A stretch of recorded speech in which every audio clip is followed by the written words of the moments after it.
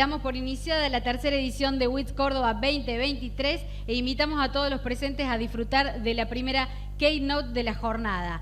Pensar lo público desde la ciencia de datos con María de los Ángeles Laza. María de los Ángeles es licenciada en Relaciones Internacionales por la Universidad Católica de Córdoba, magíster en Políticas Públicas por la University of Oxford y doctora en Ciencia Política por la Università degli Studi di Camerino. Trabajó en el sector público argentino, en organismos internacionales y para organizaciones de la sociedad civil. Es actualmente Fellow del Gender Justice Data Lab de Global Fund for Women. Un aplauso enorme para María de los Ángeles, que empieza esta jornada de WITS 2023, rompe el hielo y se suma a hablar de pensar lo público desde la ciencia de datos. Bienvenida, María Ángeles.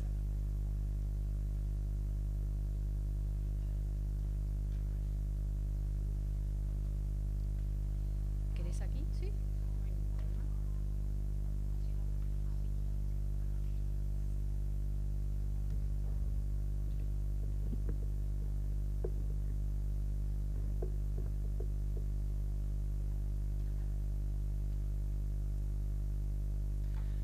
¿Qué tal? Buen día a todos y a todas. Muchas gracias por la invitación a estar aquí. La verdad es que es un enorme placer y sobre todo volver a mi casa de estudios. Yo soy graduada acá de la universidad, así que nada, un enorme placer y sobre todo verla a Mónica, la decana de mi facultad, me honra especialmente. Y muchas gracias a Met también por la invitación y tremenda responsabilidad de abrir, así que espero estar a la altura de las circunstancias. Dicho esto, me presento brevemente. Mi nombre es María de los Ángeles Laza, me dicen María porque es muy largo. Soy Fellow en el Gender Justice Data Hub de Global Fund for Women. Ya voy a explicar bien de qué va Global Fund for Women. Como dije, soy graduada de esta casa, licenciada en Relaciones Internacionales. Hice mi maestría en Políticas Públicas en la Universidad de Oxford y mi doctorado en Ciencia Política en la Università degli Studi di Camerino en Italia. Entre mis hobbies está tocar el violín, también colecciono Lego, soy fanática de la exploración espacial y recientemente escribí un libro sobre Corea del Norte, que es una de mis grandes pasiones académicas, así que si alguna trabaja en una editorial me avisa porque estoy justo en el proceso de publicar mi libro. Por último, ahí tienen mi sitio web, que va a ser importante porque voy a referir proyectos que están alojados en mi web. Y @condolaza es mi usuario en Twitter, por si quieren arrobar, además de Met. Empezamos entonces con mi exposición, que es pensar lo público desde la ciencia de datos. Y justamente, como vamos a pensar en dos cosas, lo público y la ciencia de datos, me pareció primero importante hacer referencia a qué voy a entender por público en esta exposición. Dicho eso, les presento a Hannah Arendt, una célebre filósofa alemana del siglo XX, que reflexionó mucho sobre la política y lo público. Y claramente no voy a hacer justicia con la complejidad de sus contribuciones, pero en términos muy simples, me interesaría compartir con ustedes que Hannah Arendt definió lo público a partir de dos componentes centrales. El primero fue el concepto de espacio de aparición. El espacio de aparición es el escenario en el cual las personas nos reunimos y participamos activamente en la esfera pública, expresamos nuestras opiniones, deliberamos y tomamos decisiones en conjunto. Pero para Hannah Arendt hay un segundo componente de lo público, que es la realidad compartida, que no es otra cosa que el resultado de la interacción en el espacio de aparición. Con nuestras opiniones distintas, deliberando y tomando decisiones, creamos una realidad compartida común que nos une a todos y a todas, aunque seamos distintos y distintas. Si pensamos en una metáfora para referir todo esto, lo público se parecería mucho a una mesa alrededor de la cual se sientan distintos comensales. La mesa sería como este espacio de aparición, el escenario de acción común, y las interacciones alrededor de esa mesa entre los comensales construirían la realidad compartida, los dos elementos del concepto de Arendt. Hasta aquí la contribución filosófica de Hannah Arendt, pero recuerden que yo soy politóloga, entonces cada vez que reflexiono sobre lo público, pienso también en que no todo es ideal y armónico alrededor de esa mesa. Esa mesa es también un espacio contencioso donde hay juegos de poder y donde hay disputas de poder, Y para reflexionar hoy sobre esas dinámicas más políticas, me gustaría que pensemos en 3 problemas que existen alrededor de esa mesa. El primer problema es que entre los comensales existe asimetría de información. Algunos comensales saben más que otros. En nuestra metáfora equivale a decir que algunos tienen acceso a un menú con los platos que se van a servir alrededor de esa mesa y otros no. Y esto tiene implicancia directa en las interacciones alrededor de esa mesa. Si yo sé qué platos puedo pedir, puedo establecer preferencias más fácilmente, puedo ordenar esas preferencias y puedo elegir conforme esa priorización. Y muy probablemente, si tengo todo tan claro, voy a terminar comiendo antes que otros. En otras palabras, la asimetría de información tiene implicancias profundas en la gestión justa de lo público, porque cuando una parte tiene acceso a información más privilegiada o completa que las otras partes, se crean desventajas que conducen a resultados desiguales e injustos. Un problema adicional íntimamente vinculado con la asimetría de información es otra asimetría, la asimetría de poder. La asimetría de poder puede ser un derivado de la asimetría de información porque si tengo mejor información y sé gestionarla, puedo comer antes, es decir, tengo más poder. Pero no solo eso, la asimetría de poder puede ser también infraestructural. Hasta ahora pensamos en la mesa como una mesa redonda, pero puede ser que la mesa sea en realidad rectangular. O sea, la propia estructura del espacio de aparición puede otorgar más poder a algunos que a otros. Por ejemplo, a los que se sientan en la cabecera. Por último, hemos asumido que todos y todas podemos llegar a esa mesa sin ningún tipo de costo, sin ninguna barrera de ingreso. Y sabemos que no es así. Sentarse en la mesa para después eventualmente acceder al menú y eventualmente comer, no siempre es tan evidente. La pregunta es si estos problemas, que son solo algunos del sector público, pueden corregirse o al menos atenuarse. Yo creo que sí se puede y se puede desde la ciencia de datos. Y como la ciencia de datos vive de evidencias, hoy quiero contarles 3 historias, 3 ejemplos contados en primera persona de cómo se puede hacer eso. La primera historia, para pensar en formas de revertir la asimetría de información, se llama lluvias extraordinarias. En febrero de 2014, una noche, a las 11 de la noche, nos avisa un vecino que el río, cerca de mi casa, había crecido y que íbamos a inundarnos a la mañana siguiente.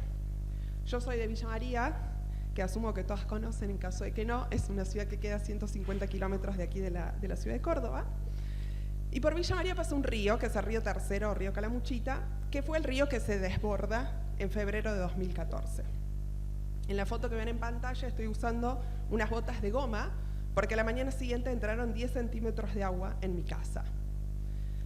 Pero no todo termina ahí porque después de esa primera crecida no entraron 10 centímetros en mi casa, entró 1,5 metros de agua, un mes después. Y un año después nos volvimos a inundar. Y en esta última foto los bomberos nos están evacuando a mi hermana más chica y a mí del barrio en el que nos habíamos inundado. No sé si han estado en el contexto de una inundación o de 3, como me tocó a mí, pero básicamente una vez que te evacúan de tu casa, tenés que presentarte en unas carpas improvisadas en donde te vacunan contra enfermedades que traen las crecidas y recibís información sobre cuándo vas a poder volver a tu casa.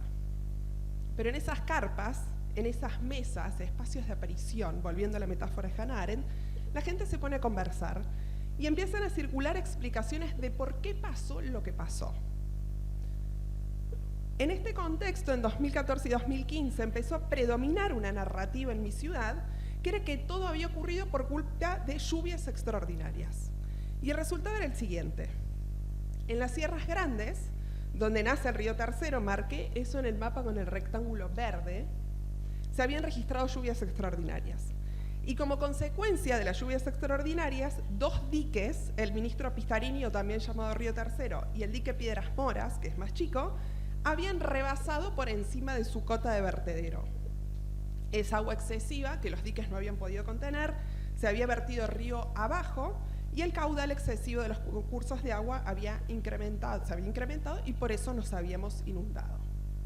Suena lógico, pero yo empecé a tener mis dudas. En principio porque no había ningún dato que respaldara esa hipótesis, la hipótesis de las lluvias extraordinarias. Entonces, como ciudadana curiosa que soy y también como damnificada, me empecé a hacer preguntas. En principio me pregunté cuáles eran las cotas de vertedero de ambos diques rebasados.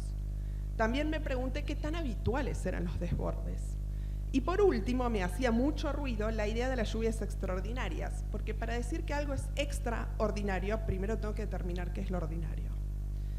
Entonces, como verán, era un debate sin datos, con completa asimetría de información para una parte de la mesa, los damnificados. ¿Y qué hacemos desde la ciencia de datos cuando no hay datos? Los buscamos y los ponemos sobre la mesa. Y eso hice con un proyecto personal, en el que trabajé con 2 datasets que tenían más de 1.8 millones de observaciones, tanto sobre los niveles de los diques como de precipitaciones en la cuenca alta del río. Trabajé también con correlaciones y el test estadístico de Mann-Kendall, que es un test no paramétrico para evaluar tendencias en series de datos ambientales, como era el caso de las precipitaciones. ¿Qué encontré después de todo este análisis? Primer hallazgo, que no había muchos datos o había datos con errores, omisiones o repeticiones. Les debe pasar frecuentemente. Y les cuento algo curioso, de hecho, y es que a los datos sobre precipitaciones, por ejemplo, tuve que comprarlos en una página web que se llama Open Weather, que ofrece series temporales sobre condiciones climáticas en distintos lugares del mundo. Los datos sobre los niveles de los embalses, por su parte, faltaban o estaban incompletos. Los de dique Piedras Moras, por ejemplo, no existían directamente, no existen al día de hoy. Y los datos sobre el embalse, por su parte, estaban en formato PDF, es un formato no reutilizable. Y esto es muy curioso, todos los diciembres o eneros, durante 15 días, los datos no estaban, dejaban de registrarse. Yo supuse que era porque el empleado público que recogía los datos se tomaba vacaciones en esa época, pero era consistente a lo largo de los 10 años. También encontré que en una serie temporal de 41 años, es decir, desde 1979 hasta 2020, 19 años, y grábense este número porque es importante, 19 años habían registrado lluvias extraordinarias. Sí, por lluvias extraordinarias entendemos precipitaciones por encima de la media para esa misma época del año en años anteriores, pero esa es una definición mía, porque no se sabe qué son lluvias extraordinarias. Pero lo curioso es que Villa María no se había inundado 19 veces. En esos 41 años se había inundado solo 5 veces. Es decir, no había una necesaria correlación causal entre registro de lluvias extraordinarias e inundaciones en la cuenca baja del río. Y no solo eso, en términos generales, la media anual de lluvias había ido disminuyendo a lo largo de esos 41 años y esa disminución era estadísticamente significativa. O sea, no solo no llovía más cuenca arriba, sino que de hecho llovía menos. Otro hallazgo relevante fue que no había correlación entre los niveles del embalse y las lluvias. Esto fue bien interesante. Yo esperaba encontrarme con una correlación positiva, es decir, llovía más, el nivel del embalse subía, llovía menos, el nivel del embalse bajaba. Porque se supone que para eso están los embalses, ¿no? Para regular cursos de agua. Pero no había ninguna correlación. El resultado de la correlación era cercano a 0. Es decir, las lluvias no tenían ningún impacto en los niveles del embalse. Daba lo mismo que lloviera mucho o poco, el embalse casi siempre estaba lleno. Y por último encontré que a lo largo de esos casi 10 años entre 2010 y 2019, lo que pasaba en los meses de marzo daba un poco de miedo. Las invito a hacer este ejercicio. Si multiplicamos 31 días por 10, que serían todos los días de marzo acumulados entre 2010 y 2019, que eran los meses en los que nos inundábamos, el resultado da 310 días. ¿Saben qué encontré? Que en el 50% de esas observaciones, o sea, el 50% de los días, 155 días, el agua estaba por encima de la cota de vertedero independientemente de si lloviera o no. En otras palabras, a veces llovía mucho y no había problemas porque el embalse tenía pulmón de almacenamiento, y a veces llovía mucho y estaba todo mal porque el embalse ya estaba rebasado antes de que lloviera. Publiqué estos resultados en mi blog y medios locales recogieron el estudio, Pero lo mejor fue que llegó a las manos de la Comisión de Vecinos Autoconvocados, que exigíamos respuestas sobre por qué nos habíamos inundado 3 veces. Esto permitió establecer una conversación informada y más simétrica entre todos los actores involucrados, y más importante aún, prevenir futuras inundaciones, o al menos hasta ahora, toco madera. Entonces sí, yo pienso que la ciencia de datos puede contribuir enormemente a reducir la simetría de información en el espacio público, sobre todo allí donde hay necesidad de procesar datos muy técnicos o allí donde la conversación está dominada por intuiciones engañosas o retóricas de autoridad. El intendente dice que, el gobernador dice que, el presidente asegura. Sé que aquí hay políticos, no se ofendan. Y resulta que se dice mucho, se opina mucho o aseguran mucho, pero no hay datos generalmente que respalden esas aseveraciones. Hay una expresión en inglés que a mí me gusta mucho, level the ground, que sería algo así como nivelar el terreno. Y me gusta pensar que la ciencia de datos, con sólidas técnicas de storytelling, es una poderosa herramienta de nivelación del terreno, y espero que esta historia de las lluvias extraordinarias haya servido para respaldar esta idea. Pero decía previamente que en el espacio público no solo existe asimetría de información, también existe asimetría de poder. Así que vamos a viajar desde Córdoba hasta Colombia para presentarles un segundo proyecto en el que participé, que estuvo enfocado en comprender la asimetría de poder y, aunque sea en pequeñas dosis, tratar de cambiarla. El contexto es bien interesante. En agosto de 2016, después de más de 56 años de violencia armada, el gobierno de Colombia firmó los acuerdos de paz con las FARC. Y en la percepción de muchísimos medios de comunicación, y también obviamente de los votantes, a raíz de este acuerdo el país se había sumido en una espiral de polarización. No era un debate informado, era más bien un debate intuitivo, pero todos, en particular los medios de comunicación, insistían en que el país estaba polarizado. Entonces sí, ¿no? Si lo dicen los medios de comunicación, será que sí, que estaba polarizado. Pero había algunas voces disonantes, o que por lo menos se permitían dudar acerca de esta polarización. Y una de esas voces era Movilizatorio. Movilizatorio es un laboratorio de investigación social colombiano que desde el uso de tecnología cívica se propone promover la participación ciudadana. Y en la perspectiva de Movilizatorio, insistir en una narrativa de polarización social lograba justamente lo contrario a lo que Movilizatorio buscaba. No promovía la participación ciudadana, sino que justamente la desalentaba. En este contexto nace un proyecto liderado por Movilizatorio, pero que recibió apoyo de organizaciones filantrópicas de Estados Unidos, del Reino Unido y de Colombia, que buscaba dar respuesta a 2 preguntas. La primera pregunta era: si existe polarización, ¿qué divide a la sociedad colombiana y sobre qué ejes se estructura esa división? Pero si hay elementos divisivos, entonces también hay elementos cohesivos, hay puentes. ¿Cuáles son esos puentes? ¿Qué puntos en común unen a la sociedad colombiana? Esas fueron las 2 preguntas que nos hicimos y que abordamos desde un proyecto de investigación cuyo diseño técnico estuvo a cargo de un equipo interdisciplinario muy chiquito, conformado por una antropóloga, que era mi directora, una psicóloga, un sociólogo y yo, politóloga.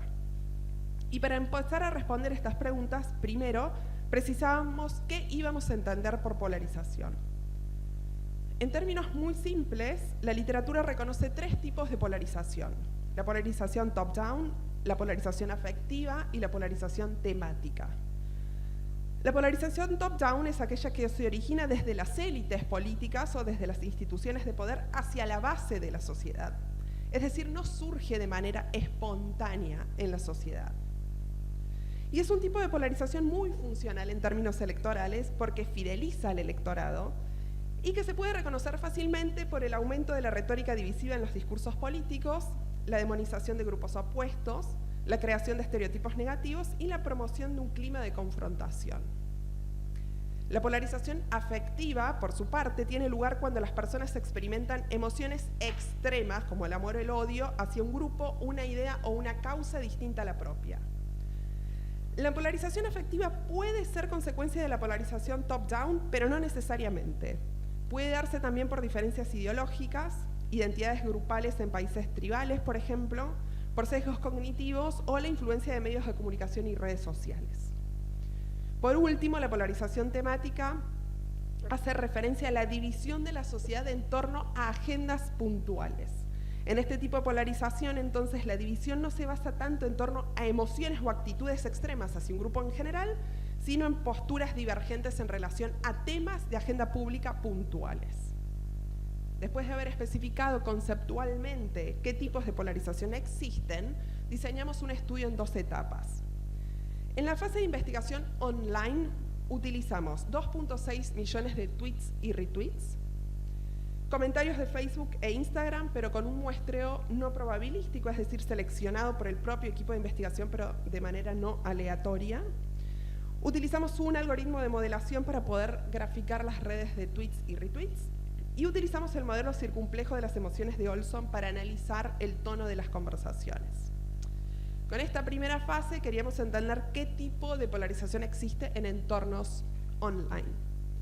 Pero hubo una segunda fase del estudio en la que salimos a campo con una encuesta representativa a nivel nacional de 2000 casos y cuyos resultados procesamos con algoritmos no supervisados de clusterización y modelos de desarrollo propio.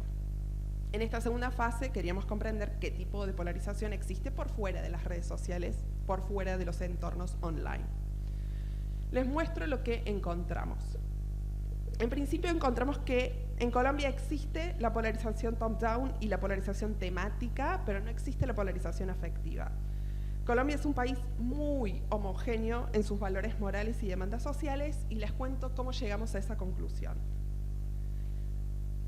Con los resultados de la encuesta representativa a nivel nacional, segmentamos a la sociedad en 4 grupos, a los que llamamos tradicionalistas, indiferentes, pesimistas y vocales.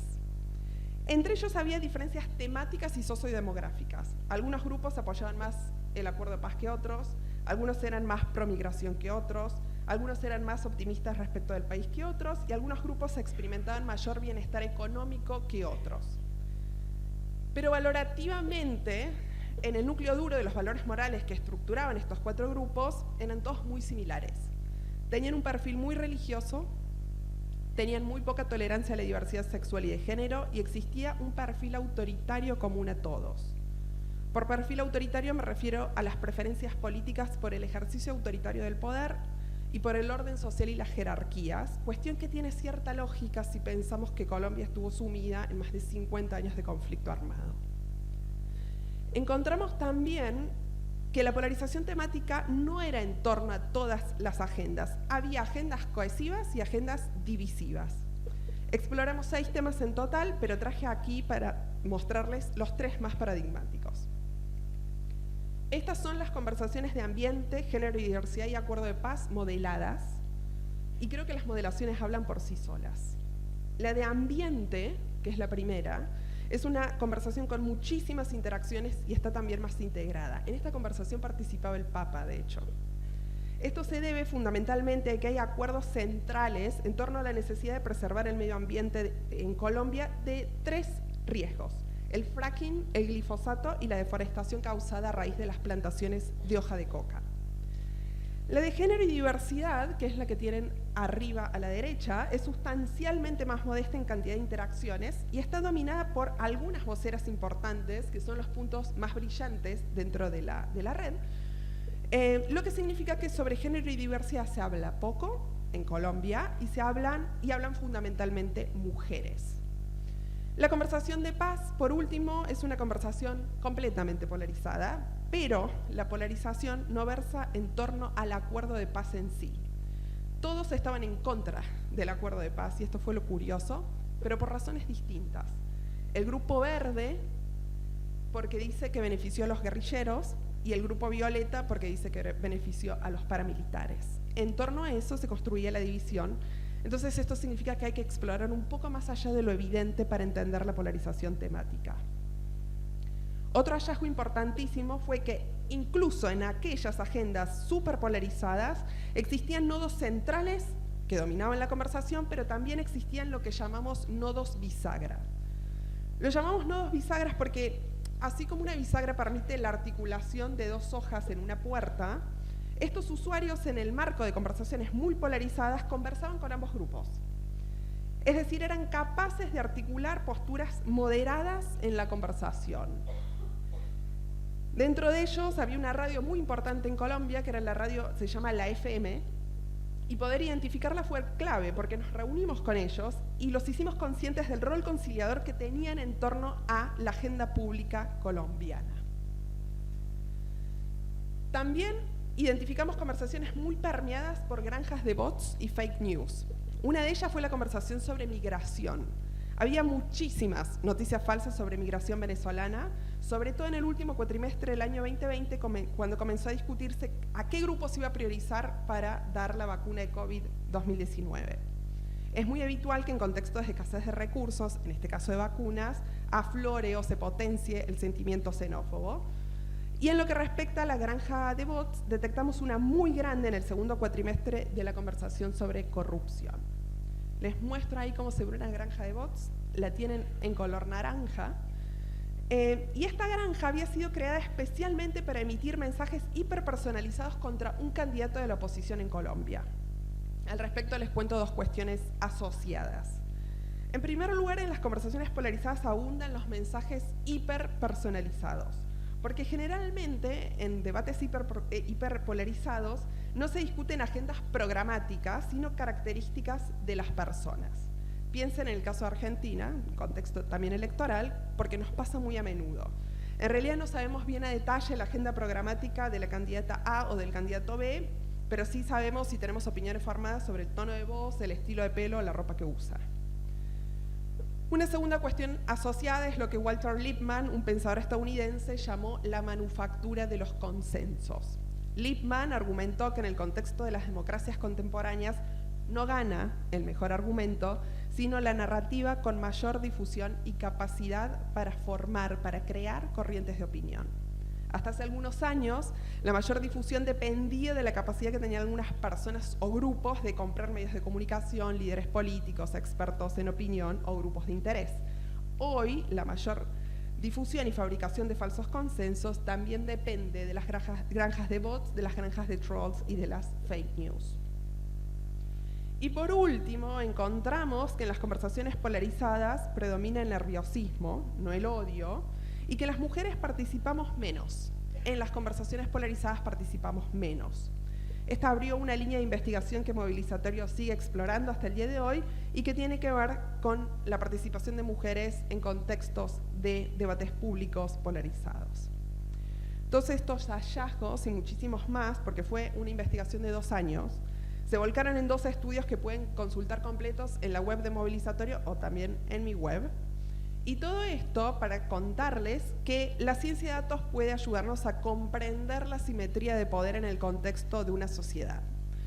Gracias a nuestro estudio, de hecho, entendimos que la sociedad colombiana tenía actores que con su voz tenían más poder que otros. Entendimos también que había algunos actores como los nodos bisagras que podían ser conciliadores en el contexto de conversaciones polarizadas.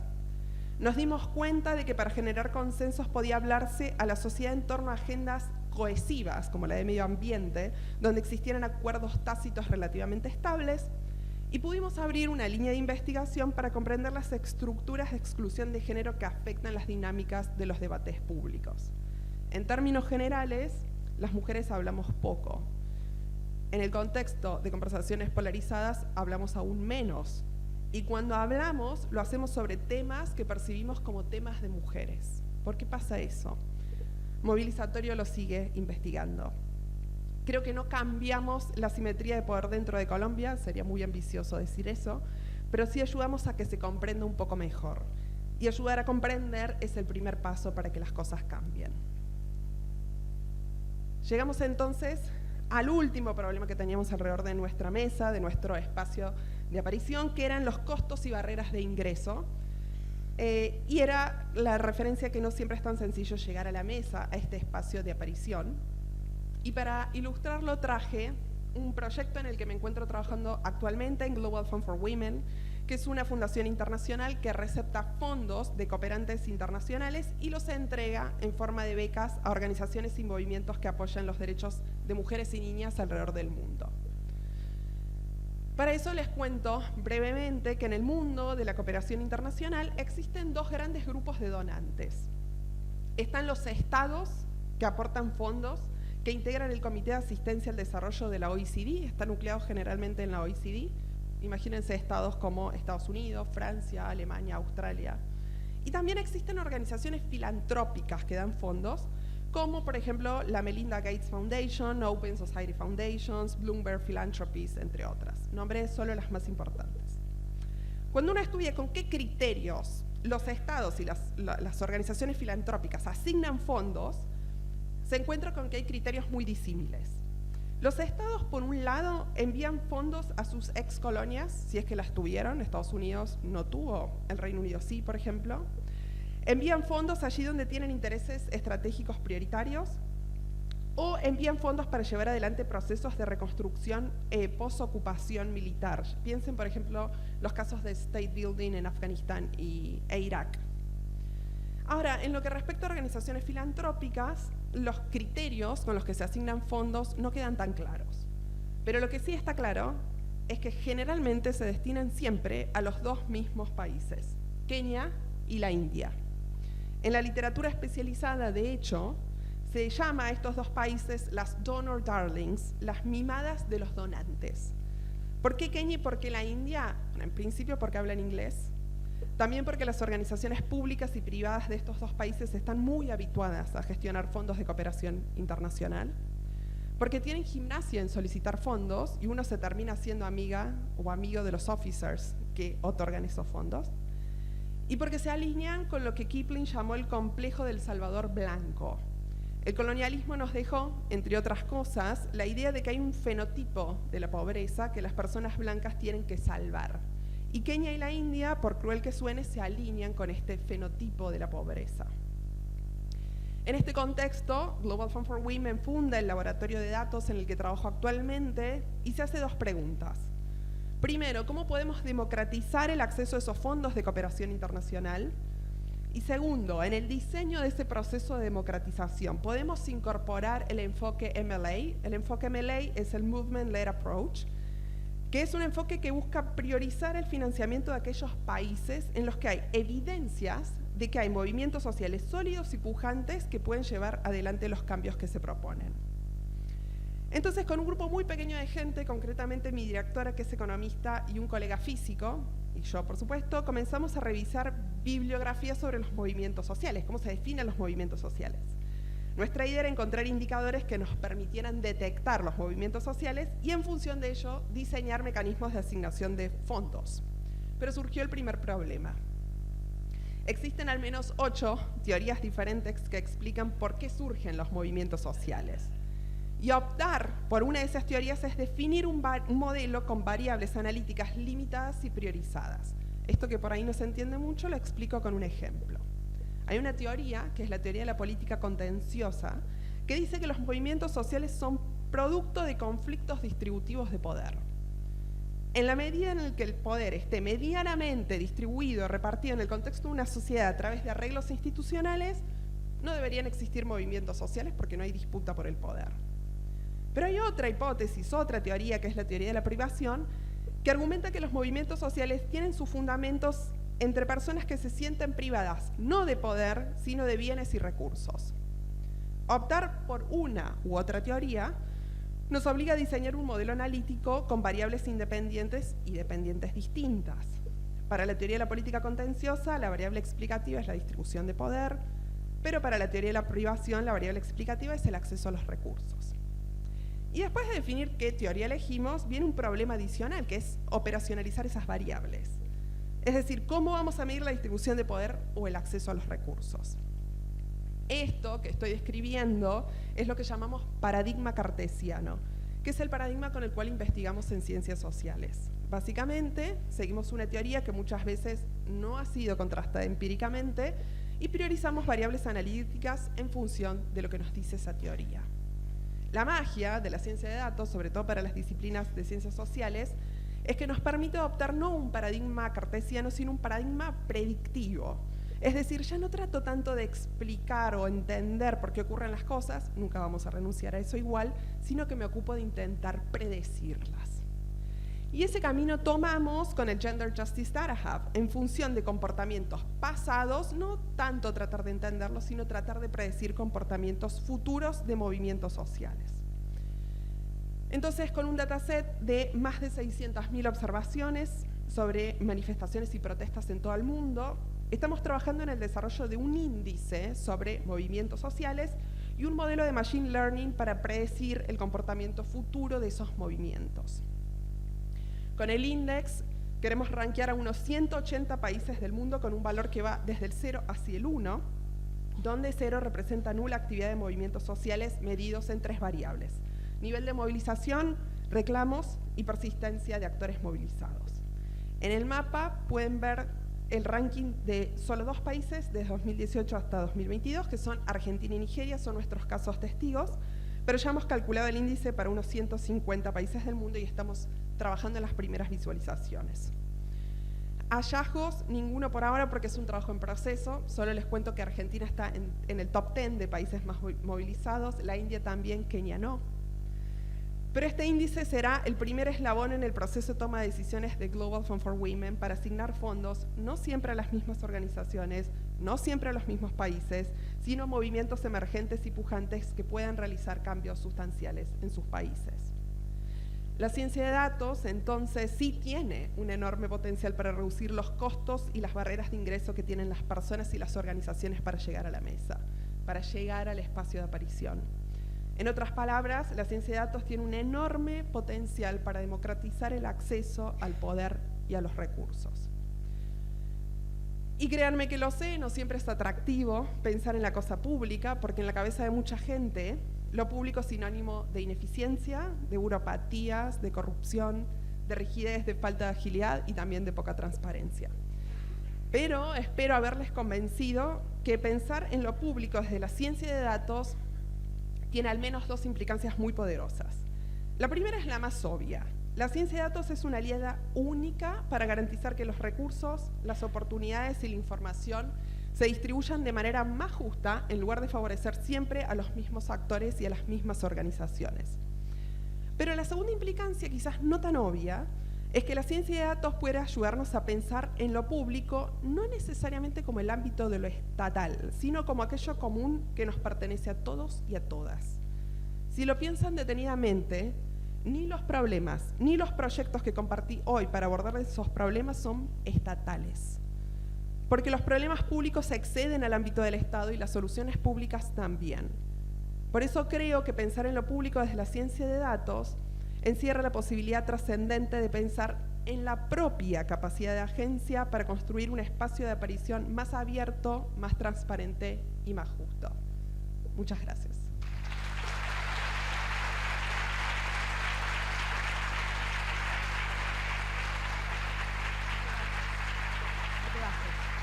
Bueno, fuerte el aplauso para María Ángeles. Voy a acomodar mi micrófono a mi altura, que me quedó a la altura de María Ángeles.